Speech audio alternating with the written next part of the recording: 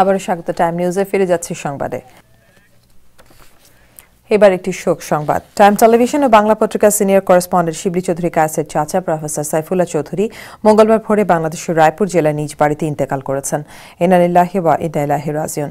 তিনি দীর্ঘদিন ধরে ক্যান্সারে ভুগছিলেন। প্রবাসী বাংলাদেশি সহ সবার কাছে তার আত্মার মাগফিরাত কামনা করেছেন কায়েস।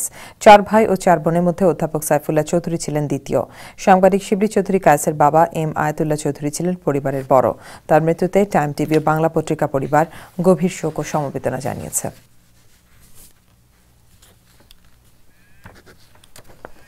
জানাবো আবহাওয়ার খবর।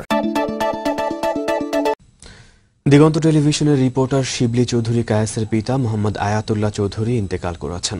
ইন্না লিল্লাহি ওয়া ইন্না ইলাইহি রাজিউন। আজ দুপুরে তিনি রাজধানীর বক্ষব্যাধি হাসপাতালে মারা যান। তার বয়স হয়েছিল 61 বছর। তিনি এজমা ও হৃদরোগ সহ বিভিন্ন বার্ধক্যজনিত অসুখে ভুগছিলেন। বিকেলে তার লাশ গ্রামের বাড়ি লক্ষ্মীপুরের রায়পুরে নিয়ে যাওয়া হয়।